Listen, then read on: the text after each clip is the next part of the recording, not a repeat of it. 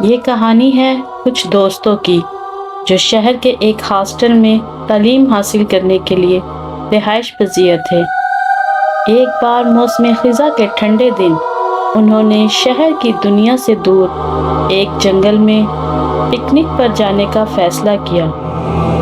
ان سب نے اپنی تیاری مکمل کی اور پکنک کے لیے نکل پڑے۔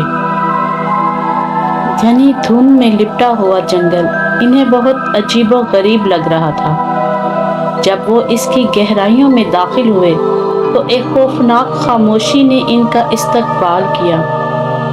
درخت قدیم رازوں کی سرگوشی کرتے ہوئے دکھائی دیتے تھے۔ ان کی شاخیں عجیب و غریب شخصیتیں بناتی تھیں جو سائے میں رقص کرتی دکھائی دیتی تھی۔ ان کی ایک دوست سارا جو ایڈونچر پسند تھی اپنے گروپ کی قیادت کرتے ہوئے آگے بڑھی، جبکہ باقی دوستوں نے عجیب بے چینی محسوس کی۔ انہیں وہاں عجیب و غریب سا خوف محسوس ہو رہا تھا، لیکن انہوں نے اپنے خوف پر قابو پاتے ہوئے وہاں اپنی پکنک کا سامان سیٹ کیا اور اپنے لائے ہوئے کھانے سے لطف اندوز ہونے لگے۔ جیسے ہی سورج ڈھلنا شروع ہوا، جنگل کے فرش پر لمبے لمبے سائے بننے لگے۔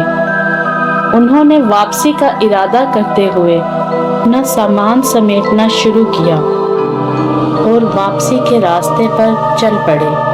راستہ بہت تنگ تھا اور بڑھتا ہوا اندھیرا ان پر خوف طاری کر رہا تھا۔ عجیب و غریب سوچوں نے انہیں پریشان کرنا شروع کیا۔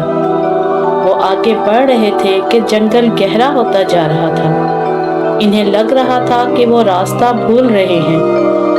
اندھیرا بڑھ رہا تھا اور ان پر خوف طاری تھا۔ راستہ لمبا ہوتا جا رہا تھا اور ان کی بے چینی بڑھتی جا رہی تھی۔ وہ جنگل کی بھول بھلیوں میں الجھ چکے تھے۔ عجیب و غریب سائے ان کے گرد رقص کر رہے تھے کہ اچانک انہوں نے کسی چیز سے ٹھوکر کھائی۔ یہ جنگل میں ایک قدیم قبرستان تھا۔ اس کے مقبرے ٹوٹے ہوئے اور کافی بوسیدہ تھے۔ ہوا ٹھنڈی ہو گئی اور عجیب و غریب آوازیں واضح ہونے لگی۔ جنگل کی خوفناک روحیں بیدار ہو چکی تھیں۔ وہ خوفناک شکلوں والی عجیب و غریب چیزیں تھیں۔ ان سب دوستوں پر خوف غلبہ پا چکا تھا۔ انہوں نے خوف کے عالم میں خود کو بچانے کی کوشش میں ادھر ادھر بھاگنا شروع کیا، لیکن انہیں کوئی راستہ نہ مل سکا۔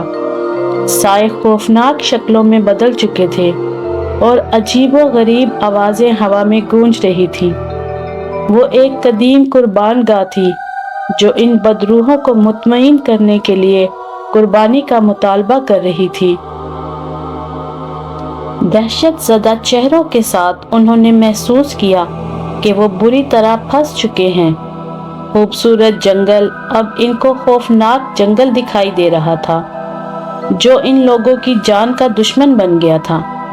انہوں نے بچنے کی کوشش میں ایک دوسرے سے لپٹ کر چلانا شروع کر دیا، لیکن وہاں ان کی چیخو پکار سننے والا کوئی نہ تھا۔ جلد ہی وہ ان روحوں کا شکار بن کر ہمیشہ کے لیے جنگل کی تاریکی کا حصہ بن گئے، اور جنگل کی روحیں اگلے آنے والوں کے انتظار میں پھر سے جنگل کی تاریکی میں گم ہو گئیں۔